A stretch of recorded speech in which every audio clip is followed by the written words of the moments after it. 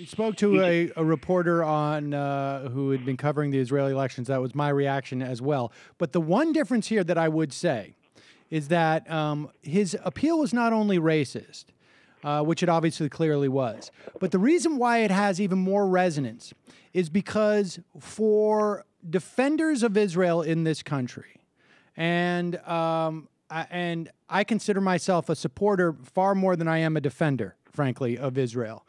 Because I think that the government is indefensible. And that's right. But I defend the concept of Israel and support the concept of Israel. I don't support the people. To me, I'd like to ask seriously. The only thing I can compare to the way most right, and by right I mean not right wing, smart thinking Israelis must be reacting. This is the way we all did after George W. Bush was reelected in 2004, when we sat there and realized the rest of the entire world effing hated us and thought we were the biggest morons, and I think this is the only thing I've ever seen that compares to that. But I would agree to a certain extent, but here's the difference. And the difference is this, is that when Netanyahu, in addition to saying, he said two things in his campaign, and he may be trying to walk back the no Palestinian state ever line, but nevertheless, he didn't have to really say it as much as because everybody knew that has been his attitude anyways. But what he's saying there is two things. One is that we're never going to have a two-state solution.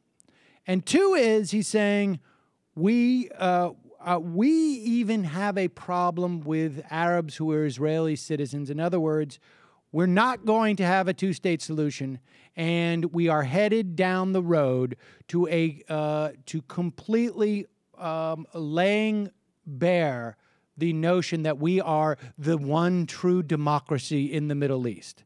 Because the only scenario that's left is you're going to occupy literally millions of people and control their movements, keep them from traveling, not give them a passport of your country, not let them vote. I mean, that's apartheid. Right. That's why it's called apartheid, not by me, but by the former Israeli Mossad leaders. And so, I mean, that's why to me, to agree with you, that I mean, I hate that I reacted this way. I suppose the problem is the Republican Party has sort of, led us down this path of where you're almost expecting racist campaigns, and that's why. Don't get me wrong. What Netanyahu did when he said they're driving the Arab Israelis to the polls, was terrible, but didn't shock me at all. While what went well beyond that, which entered new territory, if you're, and no pun intended, if you're in Israel, is to admit that you supported, when you claimed in the past you didn't, one of the settlements to separate Jerusalem and Bethlehem, and you did that purposely to make sure that there was never going to be a Palestinian state that could be contiguous, and then you also come right out and say during your campaign in the final days that you don't support a two-state solution, which is what our policy has been, what they've claimed they're for, and it's really the reason that we've been blocking all of these UN resolutions that have been calling on them to do this, as a matter of policy, with the whole world saying, get your asses in motion and do this. We've been making the claim, no. It needs to be bilateral negotiations, so we won't support this in the UN. We will block this. And we know, of course, that our good friends in Israel are dedicated to this process.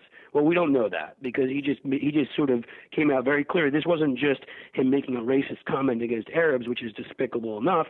This is him making us all have to question the entire policy framework he claims to be in favor of. Right. And say, you know what, you're not trustworthy. You're a liar.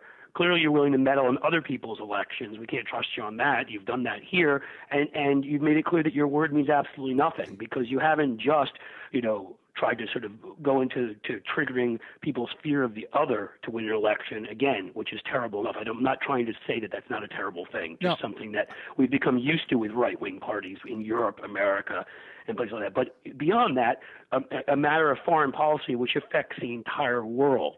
And has led the United States to carry, a water tower full of water for you at the UN,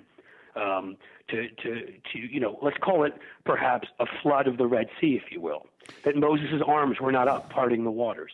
Okay, I'm getting way off Well, track. but no, but you know let what me, I'm saying. The point yes, is that I we've know gotten exactly, their back there, absolutely, and I let me, wouldn't get their back anymore. I think, to me, the repercussions of the way he's behaved, it's not out of personal pique. I think the guy's a complete dick, but we have to separate that from how you conduct foreign policy. But the problem here is that I don't trust him on foreign policy. Nobody should. He's made that clear. And so I think a rational reading of the situation is we should show them what the repercussions are of being dishonest with the world and what he's come out and admitted and what he's done, which is I don't think we should get their backs at the UN. Let's let the world force them to do what he claims he wanted to do and will not do. yes, and let me address two things, because one, Michael is IM me, which one of my pet peeves, and I'm not going to let him respond to it. I'm just going to say it. The idea that there are those in the sort of foreign policy circles or people who follow the news knew that Bibi Netanyahu was this way. It's irrelevant that they knew, even though he wasn't saying it publicly. Because once he says it publicly, there's obviously, hey, look, there's obviously a reason that this guy running for a campaign feels that he should say it publicly. And that is a measure. Saying something publicly as opposed to having a secret agenda or an obvious agenda that is you're being around, particularly when you talk foreign relations, because all there is in foreign relations is the parsing of words and the careful what you say calibration. Publicly. I Exactly. agree with you on that, because we all know a lot of things about leaders behind the scenes. But the moment you come out and you make something publicly, it's why when Congress did what it did and invited Netanyahu, it was such a big deal. Because foreign policy Of course. completely is conducted publicly on perceptions based upon what you say. That's Of all we've got course, to go of course. And it has also gotten a huge sort of like, there has been a public pushback. So you got guys like Beinart now who are basically saying we have to essentially adopt BDS tactics just so that we can get out ahead of some factions that I perceive are in BDS being, boycott, divest, and what does the S stand for? Sanction. And so, it's going to be interesting to see if there is a legitimate pushback or a relaxing of the sort of the iron grip that the United States had over preventing the Security Council from moving ahead with actions against Israel. It's also going to be interesting to see what the dynamic is, how they use, how they try to sort of horse trade with the Palestinians maybe.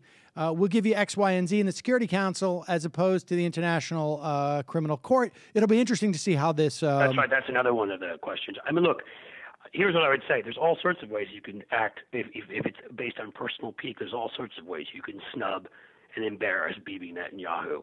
And that's for the Obama people to decide how they want to respond to both what he said during this election and what he's done over here, not to mention during President Obama's reelection where he basically endorsed Romney. That's up to them to decide. But when it comes to the actual conducting of policy, you need to separate that out. And again, there are many people that you can't stand and you can't blow up the world over it. But again, all you have in public policy is what people say in public, and he's now said this.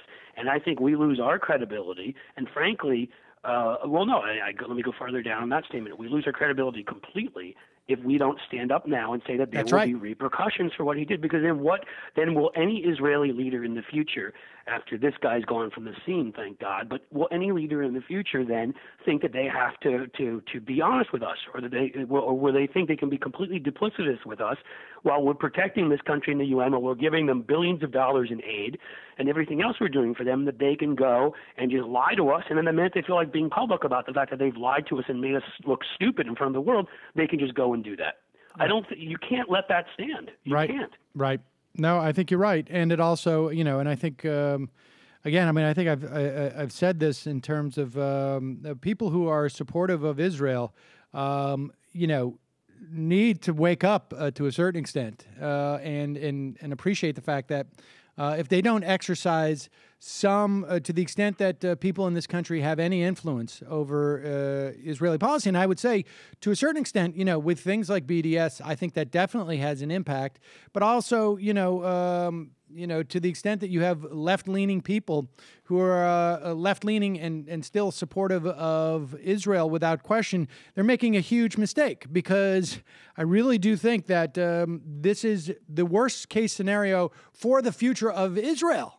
Existentially, This is a bigger threat. it seems to me, than Hamas's capacity to launch a unguided rocket. Well, yeah. I mean, again, what's this guy's record from the past? I mean, he was one of the people hugely supportive of and pushing the Iraq War. Has that made things safer for the state of Israel? Has that improved conditions? So am I going to trust this guy that he has a damn clue? I mean, I think George W. Bush probably did what he thought was right. It was wrong. I don't care what Bibi Netanyahu thinks is right for Israel. Quite clearly, he doesn't know what the hell he's doing. Because if he wants a war with Iran, a country twice as big in population as Iraq, or perhaps more, after what he already did, in Iraq and the vacuum into which ISIS has stepped, I mean, I can go into 50 different policy implications, and so could you guys, and it's not even worth it. The matter is the man is a horror show to them, just the same way in which George W. Bush was here. And having him in power there and enabling him and supporting him unconditionally will do nothing but worsen the condition of Israel. So if you support Israel, you don't support Bibi Netanyahu as far as I'm concerned.